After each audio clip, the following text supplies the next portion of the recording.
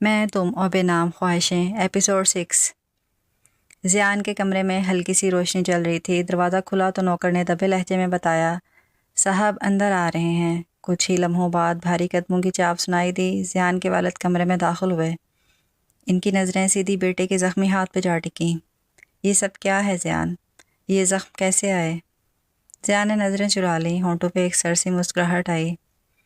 Dead فکر نہ کریں، بس ایک چھوٹا سا ایکسیڈنٹ تھا، والد نے تیز لہجے میں کہا۔ ایکسیڈنٹ؟ تو مجھے گھما رہے ہو زیان، سیدھی بات کرو، اصل میں ہوا کیا ہے؟ زیان نے اس بار آنکھوں میں غصہ بھر کے عجیب سے طریقے سے باپ کی طرف دیکھا۔ کچھ خاص نہیں ہے، آپ اوور ایکٹ مت کریں۔ کمرے میں اچانک سے خاموشی چھا گئی۔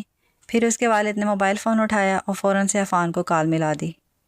بیٹا مجھے سچ بتاؤ، زیان کے ساتھ کیا ہوا ہے؟ عفان لمحے بھر کو رکا، پھر دبے لفظوں میں بولا، انکل وہی چھوٹا سا ایکسیڈنٹ تھا، کچھ خاص نہیں۔ فون بند ہوا لیکن سوال باقی رہ گئے۔ والد کی آنکھوں میں فکر تھی مگر زیان کی ضد دیوار بن کے کھڑی رہی۔ اگلی صبح یونیورسٹی کی کلاس میں زیان کی کرسی خالی تھی۔ ان انٹینشنلی اریبہ کی نظریں بار بار کرسی کی طرف جا کے ٹھہر جاتیں۔ سیم نے چٹکی لی، تم آج بڑی چپ ہو، لگتا ہے کل والا سین ابھی تک دماغ سے نہیں نکلا ہے نا؟ یہی نے بس نفی میں سر ہلایا۔ الفاظ کچھ اور کہہ رہے تھے مگر وہ اس کی خاموشی خود ایک کہانی تھی۔ ادھر زیان گھر پہ بیٹھا تھا، ہاتھ پہ پٹیاں، چہرے پہ زخم اور آنکھوں میں وہی آگ، لیکن اس آگ کے پیچھے کہیں اندر ایک خاموش خلا بھی تھا جو وہ کسی کو دکھانا نہیں چاہتا تھا۔ اور دوسری طرف اریبہ کی دنیا میں طوفان برپا تھا۔ امی کی طبیعت اچانک سے بگڑ گئی۔ بھائی کے ساتھ وہ ہسپتال پہنچی۔ ڈاکٹرز نے رپورٹ دیکھی اور سخت لہجے میں کہا، مزید ڈیلے خطرناک ہو سکتا ہے، ابھی انہیں ایڈمٹ کرنا ہوگا۔ وہ لمحہ اریبہ کے لیے بھاری تھا۔ امی کو وارڈ میں شفٹ کرایا، سب فارمیلٹیز پوری کیں اور پھر تیزی سے گھر لوٹی تاکہ وہ اپنی پرانی رپورٹس لے سکے۔